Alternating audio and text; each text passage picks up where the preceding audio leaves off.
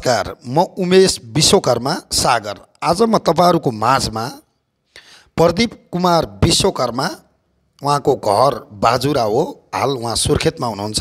उहाँका म करिब 5 वटा मुक्तकलाई यो भिडियोमा वाचन गर्न लागिरहेको छु।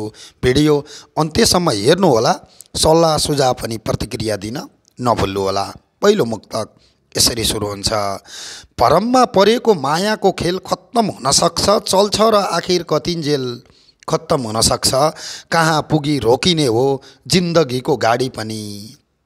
भरममा परेको मायाको खेल खत्तम हुन सक्छ, चल्छ र आखिर कतिन्जेल खत्तम हुन सक्छ।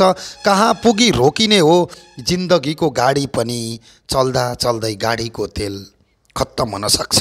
दोस्रो मुक्तक, म प्रेममा गिरेको तिमीले सोचे जति पनि छैन। हेर न यी आँखामा आँसु आज कति पनि छैन। माया गर्ने मान्छे तिमीले गुमाएकी हौ, मैले होइन। म प्रेममा गिरेको तिमीले सोचे जति पनि छैन। हेर न यी आँखामा आँसु आज कति पनि छैन।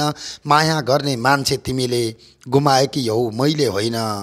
यस कुरामा मलाई पछुतो एक रत्ती पनि छैन। तेस्रो मुक्तक, यति चाँडै तिमीलाई मन पराउन थालेको छु, थाहा नपाई कल्पनामा हराउन थालेको छु। खै के जादु छ कुन्नी यो माया भन्ने शब्दमा। यति चाँडै तिमीलाई मन पराउन थालेको छु, थाहा नपाई कल्पनामा हराउन थालेको छु। खै के जादु छ कुन्नी यो माया भन्ने शब्दमा। आज भोलि निन्द्रामा नै बरबराउन थालेको छु।